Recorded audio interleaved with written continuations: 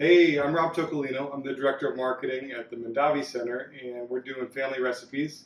So something we eat at least once a month around the house, sometimes more than that, is spaghetti carbonara. So we're going to start, I'll type out the whole recipe so you'll have it in the blog, but we're going to start with the most important thing, which is water. We're going to fill up the water. As you may have seen on our social media over the weekend, we posted a picture of Samin Nosrat.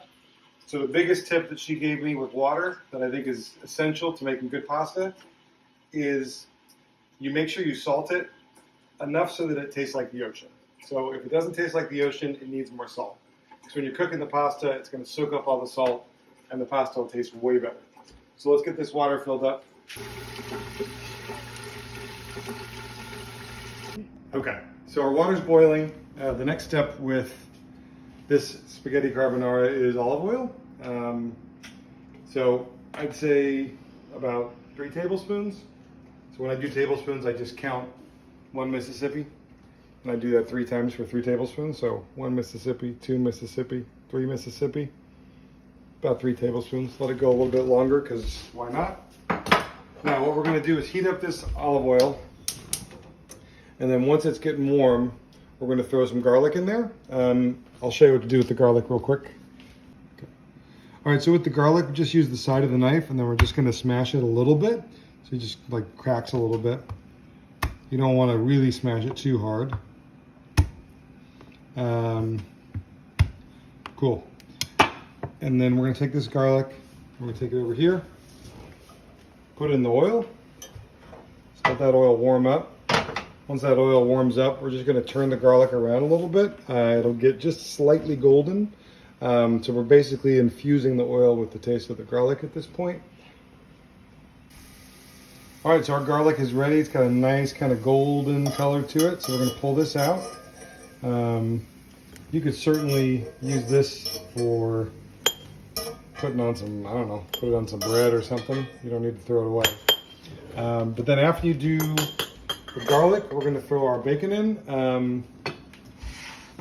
In general, if you're making traditional carbonara, you'd use pancetta. But we always have bacon around, so this is one of those meals that we always make. And we make it with what we have, so we almost always have bacon around. So we'll cook up just about a ½ pound of bacon. Just kind of cube it up. And we'll cook this down until it's almost getting crisp, and then comes the next step. All right. All right. So our bacon is just shy of getting crisp. It's a little bit brown around the edges. That's perfect. If you like it crispy, go for it. Now, this is the part my kids don't believe because they can't believe I put wine in this. But this is actually the magic of this recipe, which comes from Marcella Hazan. So I'm going to pour in a ¼ cup of dry white wine, and then, because I'm a chef, you've got to taste the wine, make sure it's dry enough. Spectacular. So we're going to let this wine cook. I actually usually add a little bit extra because this gives the sauce a really nice acidity. So we'll let this cook until the wine, until the alcohol basically cooks off a little bit. So probably another minute or 2. And then at that point, I'm going to turn this off and set it aside, and we'll move on to the next stage of getting everything prepared, which is going to be cooking the pasta, getting the eggs and the cheese ready. Okay, so here we go. Now we got the water boiling, so I'm going to add the salt. It looks like a lot. I'm telling you, you can almost never have too much, but we're going to let that go for a second, and then I'm going to get a spoon here. I'm going to blow on it. I'm going to taste it. See how we're doing on the saline level.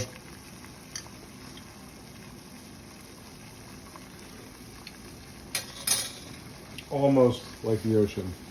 That's more like a bad pool. All right, there we go. That's going to be enough. Perfect. Now, next step. All right, so I've got my helper now, and he's going to drop the pasta. We've got just over 1 pound of pasta here. You can do anywhere from 1 pound to about 1 1/4 pounds. This is Gus. He is my sous chef. And we lost a piece. All right, let's drop it in. Whoa, there we go. Beautiful. You safe? Did you get burned? No. Beautiful. But the fire got much bigger. All right, than success. it should be.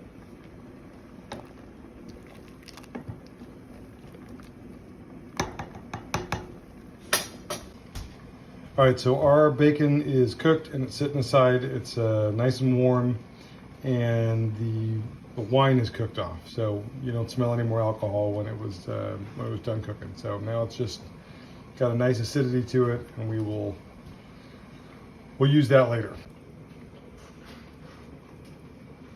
All right, so next, this is kind of the magic part of carbonara. We're gonna put our eggs in the bowl. The fresher the eggs, the better. These are okay, but they're gonna be great. I know a lot of people get worried about eggs that are uncooked. These get super cooked because we're gonna throw hot pasta in there. And it gets cooked up real quick. So we're gonna just give these a little bit of a, and then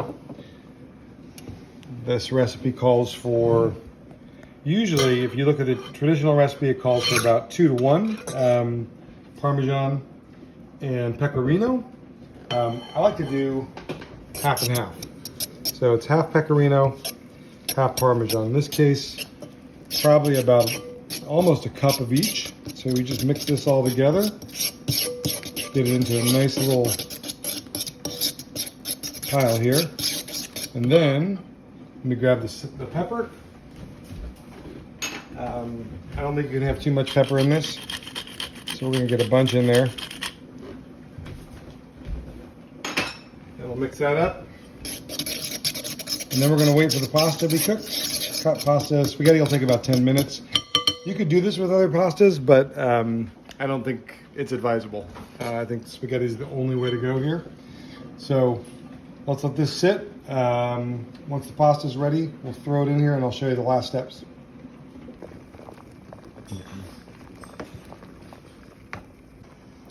All right, we got our pasta all cooked here, and it is, as the Italians like to call it, al dente, which means it should have a little bit of bite. It should not be, and by bite they mean not crunchy, but it should definitely have a little bit of a bite to it. All right, here we go. Let's get this all emptied in, and then we're going to put this pasta directly, while it's hot, into the egg and cheese mixture. Okay. Here we go. The one thing I would tell you is Marcella usually likes parsley, so this recipe usually calls for parsley at this point to be mixed in. Some chopped up parsley. I don't have any parsley, so we're going without it. But it definitely cleans up the flavors a little bit. And then just start with a spoon and a fork. Start at the bottom and just start to mix it in. Get all that cheese. It's really good for your face as well right now. You just get a nice little facial.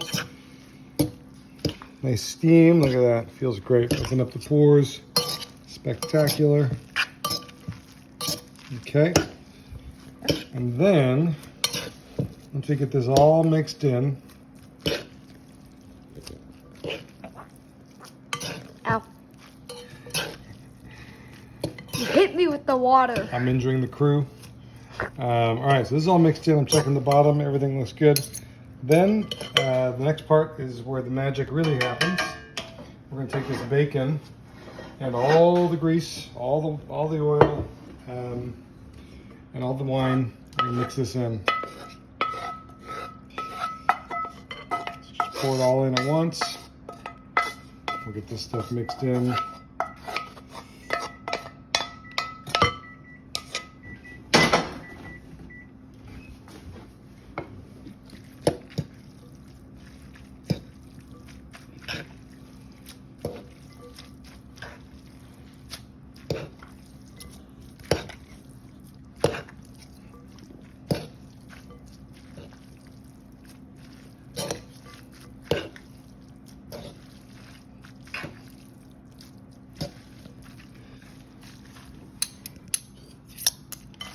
And there it is, carbonara. Like I said, You can top it with a little more Parmesan if you want, a little more Romano. You can use turkey bacon. We've done that quite a bit. So if you're not into eating pork, turkey bacon is delicious. But this is our go-to. Like I said, we almost always have bacon, Parmesan, pasta, oil around the house, and garlic. So it's something we can make all the time. It's a super great Sunday night meal. And now we're gonna go eat ours. So happy cooking. We'll see you soon.